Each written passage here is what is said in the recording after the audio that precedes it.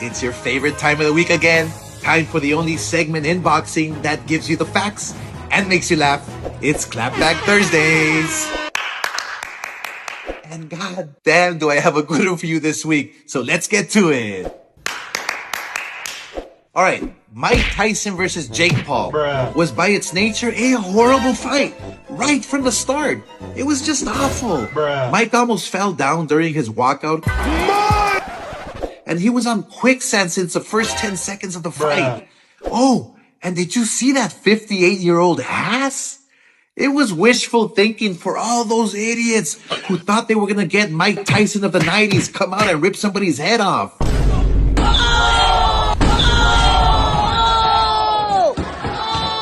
Now, everyone is talking about how staged this fight was. I do believe it was scripted, and I believe that Tyson was certainly held back. Look, I'm a fighter, and I can see it. It goes on the record, and it was sanctioned. So Jake Paul paid to get the W on his record? For what? For your own personal satisfaction? I keep telling you, if you want to be a real fighter, like you say you want to be, what are you doing? Shit, I don't even know. Like, who's next? Joe Biden?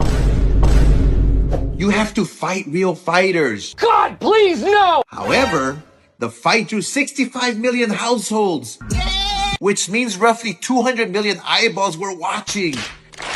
And the huge winners were Amanda Serrano and Katie Taylor, who put on an incredible real fight and were introduced to new fans around the world. Boxing has been in hibernation. It's like a sleeping bear. Boxing has been the most popular sport since the beginning of time. Lately, it's been Mayweather versus McGregor, who fought in the ring, not the octagon, because boxing is king.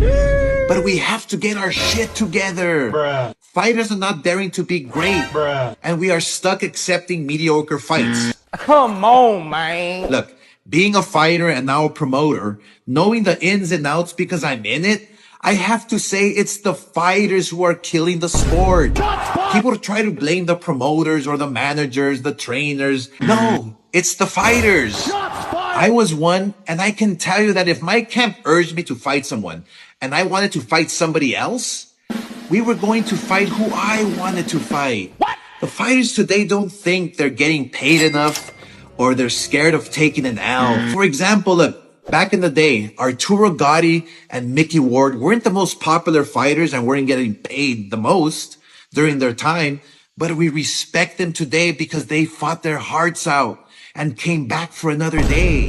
The UFC fighters, they get paid peanuts and they go out on their shields. They fight like motherfuckers. But in boxing, we know the outcome of the big fights these days before the fight even starts. Look at the Canelo fight.